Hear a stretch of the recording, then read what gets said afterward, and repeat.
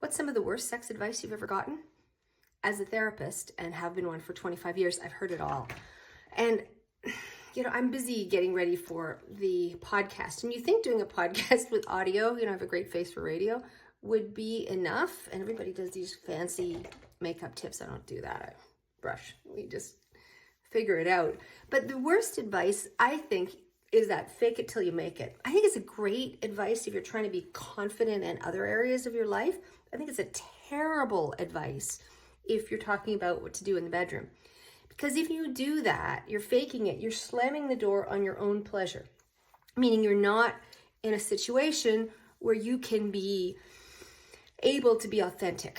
Because you got to be able to say harder, faster, deeper, slower, to the right, to the left. This is what I want. And it takes a while for people to get confident enough to be able to do that. God, what does this do? So being able to be in that situation means you've got to be able to say, I like this. And if you don't know how to play with your own equipment, it's really hard to tell somebody. Now, not everybody's a reader. I used to read everything I could get my hands on. I still do. If I'm studying a subject, I will actually read 40 books on it. But not everybody does that. And now you've got this platform and other platforms where you can look at all of these pieces and find ways to do that. And I think that's great. But realize that you have to know what's good for you and be able to be okay with that. So my job as a therapist is to be able to tell people that they're not a freak, that they're not crazy because they want crazy.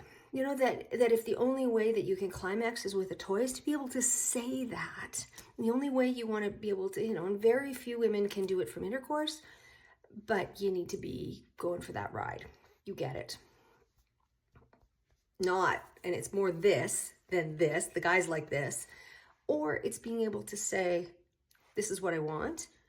It's being able to have fantasies. It's, most of the women I know, at least my friends, are on the bisexual scale somewhere, and that's perfectly okay. And to understand it's perfectly okay, and that we are going to be in a situation where it doesn't matter anymore. So I think those are really, really important.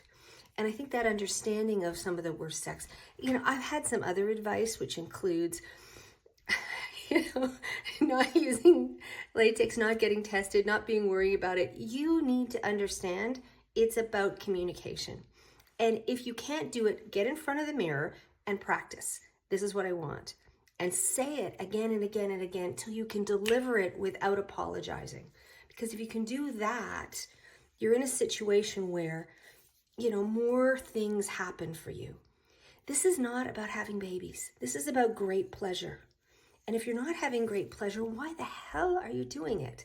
Because there's STIs, and I know you want to do it for closeness. You want to do it because it's, part of being married. You want to do it for a bunch of things. But the truth is, life is short. Find your words. And if you're really stuck, reach out to me. Find a therapist. I talk about this every week on my podcast, Turned On with Sue and John. Go to turnedonpodcast.com and just click whatever episode you want. And again, I can talk about things that I can't say on this platform very graphically and say, this is the step-by-step instructions you need.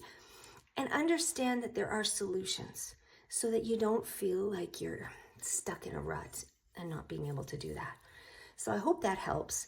Check out the podcast and let's answer any, post any questions you might have. I'm on it.